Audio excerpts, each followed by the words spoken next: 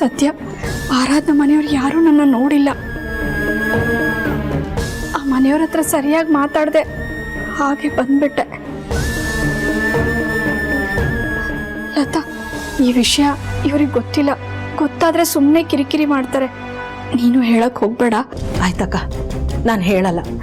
ನೋಡು, ಸಂಬಳ ಕಮ್ಮಿ ಇದ್ರೂ ಪರವಾಗಿಲ್ಲ, ಇಲ್ಲೇ ಹತ್ರದಲ್ಲೇ ಎಲ್ಲಾದ್ರೂ ಕೆಲಸ ನೋಡ್ತೀಯಾ?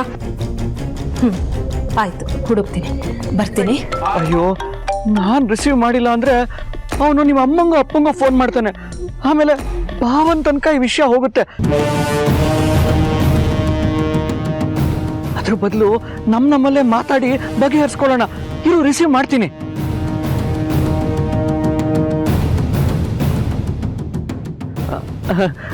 ಹಲೋ ಸುಶಾಂತ್, ಹೇಳಪ್ಪ. ಮಾವ, ಅಕ್ಕಂಗೆ ಫೋನ್ ಕೊಡಿ.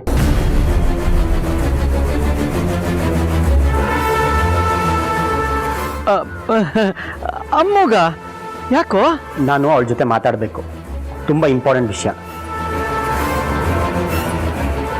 ಬೇಗ ಫೋನ್ ಕೊಡಿ. ನಾನು ಅವಳಿಗೆ ಕಾಲ್ ಮಾಡಿದೆ, ಅವಳು ಕಾಲ್ ಪಿಕ್ ಮಾಡ್ತಿಲ್ಲ.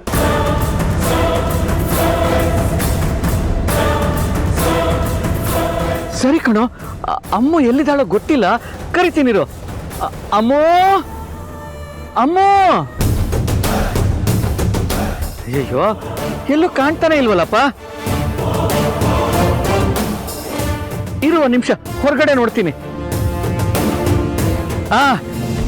ಇಲ್ಲಿ ಕಾಣಿಸಿದ್ಲು. ಅಮ್ಮೋ, ನಿನ್ ತಮ್ಮ ಫೋನ್ ಮಾಡಿದ್ದಾನಮ್ಮ, ಏನೋ ಇಂಪಾರ್ಟೆಂಟ್ ವಿಷಯ ಮಾತಾಡ್ಬೇಕಂತೆ. ಮಾತಾಡು.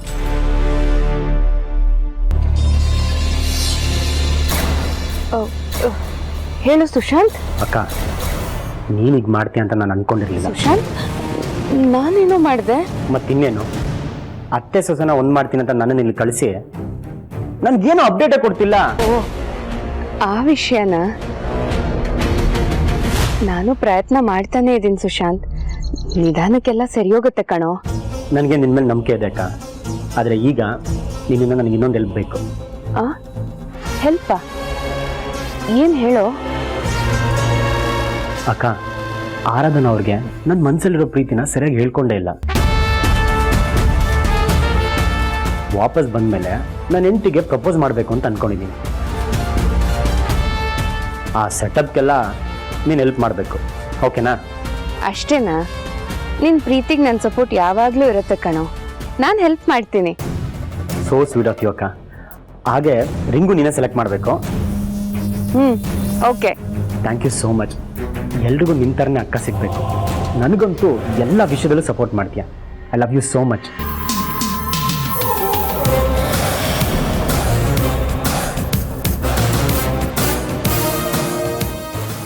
ಅಬ್ಬಾ, ಬೀಸೋ ದೊಣ್ಣೆಯಿಂದ ತಪ್ಪಿಸ್ಕೊಂಡೆ ನೀನು. ಇನ್ನ 100 ವರ್ಷ ಆಯಿಸ್ಬಿಡು. ಹಾಗಂತ ಸುಮ್ಮನಿರಕ್ಕಾಗಲ್ಲ ಮಾವ. ಹೇಗಾದರೂ ಮಾಡಿ ಆ ವಿಡಿಯೋನ ಡಿಲೀಟ್ ಮಾಡಬೇಕು. ಸುಶಾಂತಿನ 2 ದಿನದಲ್ಲಿ ಮನೆಗೆ ವಾಪಸ್ ಬರ್ತಾನೆ. ಆಗ ವಿಡಿಯೋ ತೋರಿಸ್ಬೋದು ಅನ್ಕೊಂಡಿರ್ಬೋದಲ್ಲ ಅವಳು. ಅದಕ್ಕೆ ನಾವು ಅವಕಾಶ ಮಾಡ್ಕೊಡ್ಬಾರ್ದು ಮಾವ. ಹೌದು ಅಮ್ಮ, ಆ ಆರಾಧನಾ ಹತ್ರ ಆ ವಿಡಿಯೋ ಇದ್ರೆ ಯಾವತ್ತಿದ್ರೂ ಡೇಂಜರೇ.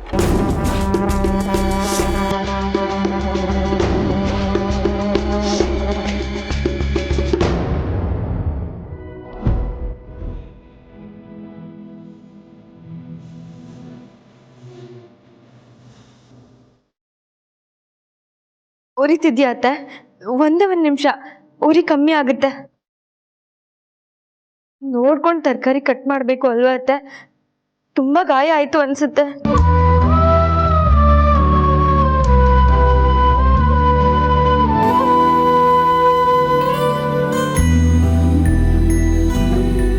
ನೀನ್ ಯಾಕೆ ಇಲ್ಲಿಗೆ ಬಂದಿದ್ಯಾ? ಅಡ್ಗೆ ಮನೆಗೆ ಬರಬೇಡ ಅಂತ ಹೇಳಿಲ್ವಾ ನಾನು ನಿಮ್ಗೆ? ಅತ್ತೆ, ಎಷ್ಟು ದಿನ ಅಂತ ಹೀಗೆ ಹೇಳಿ? ನಿಮಗೂ ಸ್ವಲ್ಪ ರೆಸ್ಟ್ ಬೇಕಲ್ವಾ? ಇನ್ನು ಮುಂದೆ ಅಡುಗೆ ಕೆಲಸ ಎಲ್ಲ ನಾನು ನೋಡ್ಕೋತೀನಿ, ನೀವು ಆರಾಮಾಗಿರಿ. ನನಗೆ ಕೆಲಸ ಮಾಡಿ ಸುಸ್ತಾದ್ರೆ ಅಥವಾ ಬೇಜಾರಾದ್ರೆ ಇನ್ನು 4 ಜನ ಕೆಲಸದವ್ರನ್ನ ಕರ್ಕೊಬಂದು ನಾನು ಕೆಲಸ ಮಾಡಿಸ್ಕೋತೀನಿ. ನಿನ್ನ ಉಪಕಾರ ನನಗೆ ಬೇಕಾಗಿಲ್ಲ. ನನಗೆ ಗೊತ್ತು ಅತ್ತೆ, ನೀವು ಯಾಕೆ ನನ್ನನ್ನು ಅಡುಗೆ ಮನೆ ಒಳಗೆ ಬಿಟ್ಕೊಳ್ಳಲ್ಲ ಅಂತ. ಏನು ಗೊತ್ತು ನಿನಗೆ? ನಾನು ಅಡುಗೆ ಚೆನ್ನಾಗಿ ಮಾಡ್ತೀನಿ, ಎಲ್ಲ ಕೆಲಸನೂ ಅಚ್ಚುಕಟ್ಟಾಗಿ ಮಾಡ್ತೀನಿ. ಅದನ್ನೆಲ್ಲ ಮಾಡಿದ್ರೆ ಎಲ್ಲಿ ನನ್ನ ಸೊಸೆ ಅಂತ ಒಪ್ಕೊಳ್ಳೋ ಪರಿಸ್ಥಿತಿ ಬರುತ್ತೆ ಅಂತ ಭಯ ಅಲ್ವಾ ನಿಮ್ಗೆ? ಅದಕ್ಕೆ ಅಡ್ಗೆ ಮನೆಗೆ ಬರೋದಕ್ಕೆ ಬಿಡ್ತಿಲ್ಲ. ನನಗೇನು ಆ ಥರ ಭಯ ಇಲ್ಲ. ಹೌದಾ? ಸರಿ, ಹಾಗಿದ್ರೆ ನೀವ್ ಅದನ್ನ ಪ್ರೂವ್ ಮಾಡಿ ನೋಡೋಣ. ಏನ್ ಪ್ರೂವ್ ಮಾಡ್ಬೇಕು? ನನ್ ಮೇಲೆ ನಿಮಗ್ ಯಾವುದೇ ತರದ ಭಾವನೆ ಇಲ್ಲ ಅಂತ ಪ್ರೂವ್ ಮಾಡಿ. ಅದ್ರಲ್ಲಿ ಪ್ರೂವ್ ಮಾಡಕ್ಕೇನಿದೆ? ನನಗೆ ನಿನ್ ಮೇಲೆ ಯಾವುದೇ ತರದ ಭಾವನೆನೂ ಇಲ್ಲ. ನಿನ್ನ ಈ ಮನೇಲಿ ಒಬ್ಳು ಅಂತ ನಾನು ಅನ್ಕೊಂಡೇ ಇಲ್ಲ. ಮತ್ ಯಾಕೆ ನಾನ್ ಹತ್ರ ಬಂದ್ರೆ ನೀವ್ ಇಷ್ಟೊಂದು ಭಯ ಪಟ್ಕೊಳ್ಳೋದು? ನಾನ್ ಹತ್ರ ಬಂದ್ರೆ ನೀವೆಲ್ಲಿ ನನ್ ವಿಷಯದಲ್ಲಿ ಕರ್ಗ ಹೋಗ್ತಿರೋ ಅಂತ ಭಯ ತಾನೇ ನಿಮ್ಗೆ?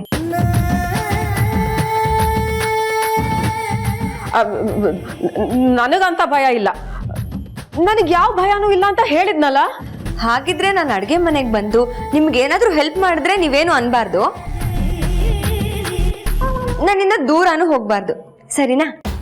ನನಗೆ ನಿನ್ ಜೊತೆ ಕೆಲಸ ಮಾಡಕ್ ಇಷ್ಟ ಇಲ್ಲ. ಇದನ್ನೇ ನೋಡಿ, ಇದನ್ನೇ ನನ್ ಭಯ ಅಂತ ಹೇಳ್ತಿರೋದು. ನೀವ್ ಒಪ್ಕೋತಿಲ್ಲ ಅಷ್ಟೆ. ಪ್ರೂವ್ ಮಾಡಿ ಅಂದ್ರೂ ಕೇಳ್ತಿಲ್ಲ. ಇರ್ಲಿ ಬಿಡಿ, ನನ್ಗೆಲ್ಲ ಅರ್ಥ ಆಗುತ್ತೆ ಅತ್ತೆ. ನನಗೆ ನೀವು ಸೋಲ್ತೀರಾ ಅಂತ ನನ್ನಿಂದ ದೂರ ಹೋಗ್ತಿದ್ದೀರಾ. ನಿನಗೇನೆ ಸೋಲೋದು ನಾನು? ನಿನ್ ಜೊತೆ ನಾನಿದ್ರೆ ನಿನಗ್ ಮಾರ್ ಹೋಗ್ಬಿಡ್ತೀನಿ ಅನ್ಕೊಂಡಿದ್ಯಾ? ಆಯ್ತು, ಪ್ರೂವ್ ಮಾಡ್ತೀನಿ. ನೀನು ನನ್ ಜೊತೆನೆ ಅಡ್ಗೆ ಮನೇಲಿರು. ಅದ್ ಏನಾಗುತ್ತೋ ನೋಡೇ ಬಿಡೋಣ.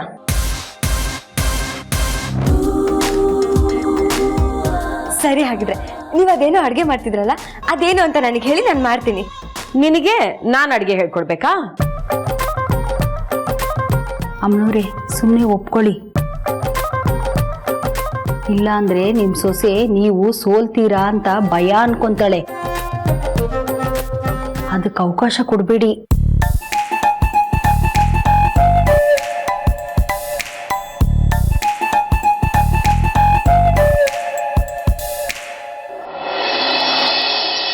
ಅಲ್ಲ ಕಣೆ, ಅಷ್ಟೊಳ್ಳೆ ಸಂಬಳ, ಅದೇನ್ ಮಹಾ ಕೆಲಸ?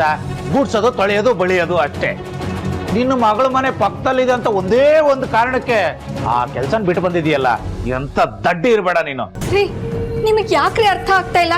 ನಾನು ಏನಾದ್ರೂ ಅಲ್ಲಿ ಕೆಲ್ಸಕ್ಕೆ ಹೋದ್ರೆ ಆರಾಧನಾ ಮನೆಯವ್ರು ಯಾರಾದ್ರೂ ನೋಡಿದ್ರೆ ಅವಮಾನ ಆಗೋದು ಆರಾಧನಂಗೆ ಅಲ್ವಾ?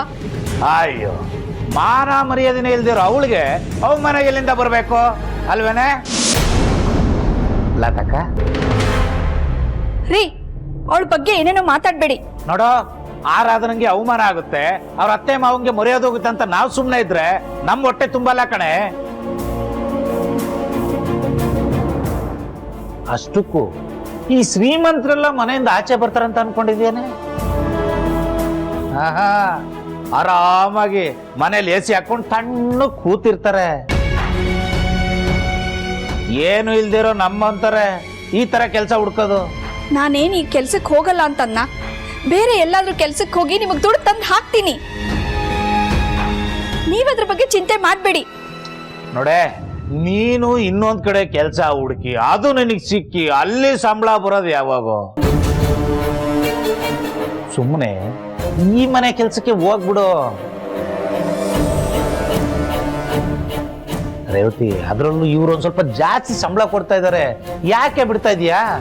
ಇಲ್ಲ ರೀ, ನೀವೇನೇ ಹೇಳಿದ್ರು ನಾನು ಅಲ್ಲಿ ಕೆಲ್ಸಕ್ಕೆ ಹೋಗಲ್ಲ. ಇಷ್ಟು ದಿನ ನಾವು ಆರಾಧನಂಗೆ ತೊಂದರೆ ಕೊಟ್ಟಿದ್ದು ಸಾಕು. ಈಗೂ ನಾನು ಅವಳಿಗೆ ಹಿಂಸೆ ಕೊಡಕ್ ಒಪ್ಪಲ್ಲ. ಅಲ್ಲ ಕಣೆ, ಆರಾಧನಾ ಮನೆಯವ್ರಿಗೆ ನೀನು ಪಕ್ಕದ ಮನೇಲಿ ಕೆಲಸ ಮಾಡ್ತೀಯ ಅಂತ ಅವ್ರಿಗೇನು ಕನಸ ಬಿದ್ದಿರುತ್ತೆ? ಇಷ್ಟಕ್ಕೂ ಅವ್ರೇನ್ ಮನೆಯಿಂದ ಆಚೆ ಬಂದು ಯಾರ್ಯಾರ ಮನೆಗೆ ಯಾರ್ಯಾರು ಕೆಲ್ಸಕ್ಕೆ ಬರ್ತಾರಂತ ನೋಡ್ತಾ ಇರ್ತಾರೇನೆ? ಇನ್ನೇನಾದ್ರೂ ನೀನ್ ಕೆಲಸ ಮಾಡೋ ಮನೆಯಲ್ಲಿ ನೀನು ಆರಾಧನಾ ಅಮ್ಮ ಅಂತ ಅವ್ರಿಗೆ ಗೊತ್ತಾದ್ರೆ ಅವ್ರು ಹೋಗಿ ಪಕ್ಕದ ಮನೆಗೆ ಹೇಳ್ಬೇಕು. ಇಲ್ಲಾಂದ್ರೆ ಗೊತ್ತಾಗ ಚಾನ್ಸೇ ಇಲ್ಲ ಕಣೆ. ನೀನ್ ಆರಾಮಾಗಿ ಕೆಲ್ಸಕ್ಕೆ ಹೋಗು, ಬಾ. ರೀ, ನಿಮಗೆ ಯಾಕೆ ಅರ್ಥ ಆಗ್ತಿಲ್ಲ? ನಿಮ್ಗೇನ್ ಬರೀ ದುಡ್ಡು ಬಂದ್ರೆ ಆಯ್ತಾ? ನಮ್ ಕಷ್ಟ, ನಮ್ ಒದ್ದಾಟ ನಿಮಗ್ ಲೆಕ್ಕನೇ ಇಲ್ಲ ಅಲ್ವಾ? ಲತಾ, ನೀನಾದ್ರೂ ಇವ್ರಿಗೆ ಹೇಳು, ನಾನು ಆ ಮನೆ ಕೆಲ್ಸಕ್ಕೆ ಹೋಗಕ್ಕಾಗಲ್ಲ ಅಂತ. ನೋಡಮ್ಮ ಲತಾ, ಇವಳು ಆ ಮನೇಲಿ ಕೆಲಸ ಮಾಡೋದ್ರಿಂದ ಪಕ್ಕದ ಮನೆಯವ್ರಿಗೆ ಗೊತ್ತಾಗುತ್ತೆ ಅಂತ ಎದುರ್ಕೊಂಡಿರೋದು ಎಷ್ಟು ಸರಿ. ನಮ್ಮ ಹೊಟ್ಟೆ ಪಟ್ಟು ನಡಿಬೇಕಲ್ವಾ? ಇಷ್ಟಕ್ಕೂ ಇವಳಿಗೆ ಇನ್ನೊಂದು ಕೆಲಸ ಸಿಗುತ್ತೆ ಅನ್ನೋದು ಏನು ಗ್ಯಾರಂಟಿ? ಹೌದು ರೇವತಕ್ಕ, ಮಹೇಶಣ್ಣ ಹೇಳ್ತಿರೋದೇನೋ ಸರಿಯಾಗಿದೆ. ಈಗ ಕೆಲಸ ಸಿಗೋದೇ ಕಷ್ಟ, ಅಂಥದ್ರಲ್ಲಿ ಸಿಕ್ಕಿರೋ ಕೆಲಸನ ಬೇಡ ಅಂತಂದ್ರೆ ಜೀವನ ಸಾಗಿಸೋದು ಹೇಗಕ್ಕ? ರೇವತಕ್ಕ, ನೀವು ಹೇಳೋದು ಸರಿಯಾಗಿದೆ. ಆರಾಧನನ್ ಮನೆಯವ್ರಿಗೆ ನೀವಲ್ಲಿ ಕೆಲಸ ಮಾಡೋದು ಗೊತ್ತಾದ್ರೆ ಅವಮಾನನೇ. ಆದ್ರೆ ನಮ್ಮ ಬದುಕು ಸಾಗ್ಬೇಕಲ್ವಾ? ರೇವತಕ್ಕ, ನೀವು ಯೋಚನೆ ಮಾಡಿ ಒಂದು ನಿರ್ಧಾರಕ್ಕೆ ಬನ್ನಿ. ಬರ್ತೀನಿ.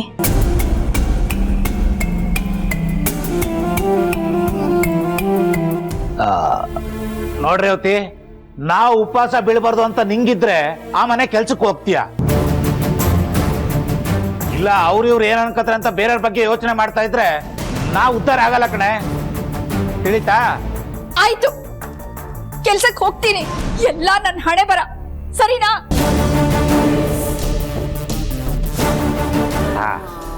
ಇದು ನಿರ್ಧಾರ ಅಂದ್ರೆ.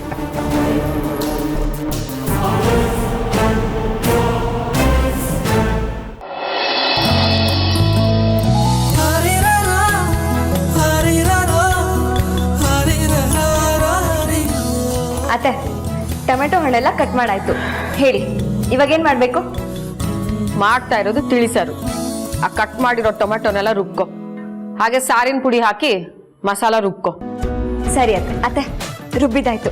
ಈಗ ಅಲ್ಲ, ನನ್ನ ಹತ್ರ ಬಂದು ಅತ್ತೆ ಅಡಿಗೆ ಮನೆ ಕೆಲಸ ಎಲ್ಲ ನನಗ್ ಬಿಡಿ ಅಂದೆ. ಆದ್ರೆ ನಿನಗ್ ನೋಡಿದ್ರೆ ನೆಟ್ಟಿಗೆ ಒಂದು ತಿಳಿಸಾರು ಮಾಡಕ್ ಗೊತ್ತಿಲ್ಲ. ಅಯ್ಯೋ ಅತ್ತೆ, ನನಗ್ ಗೊತ್ತು, ಅದು ಅಮ್ಮ ಹೇಳ್ಕೊಟ್ಟಿರೋ ತಿಳಿಸಾರು. ನನಗೆ ಈ ಮನೇಲಿ ನೀವ್ ಹೇಗ್ ಮಾಡ್ತೀರಾ ಅದನ್ನ ಕಲಿಬೇಕು. ನಾನು ಮಾಡಿದ ಅಡ್ಗೆ ನಿಮ್ಗೆಲ್ಲ ಹಿಡಿಸ್ಬೇಕು ಅಲ್ವಾ? ಸರಿ, ಈಗೇನ್ ಮಾಡೋದು? ಈಗ ಒಗ್ಗರಣೆ ಮಾಡ್ಕೋಬೇಕು. ಇಂಗು, ಸಾಸಿವೆ, ಜೀರಿಗೆ, ಕರ್ಬೇವಿನ ಸೊಪ್ಪು, ಬೆಳ್ಳುಳ್ಳಿ, ಅರಿಶಿನ ಇದೆಲ್ಲ ಹಾಕ್ಬೇಕು. ಸರಿ ಅತ್ತೆ. ಏನ್ ಹುಡುಗಿರೋ, ಒಂದ್ ನಯ ಇಲ್ಲ, ನಾಜುಕಿಲ್ಲ.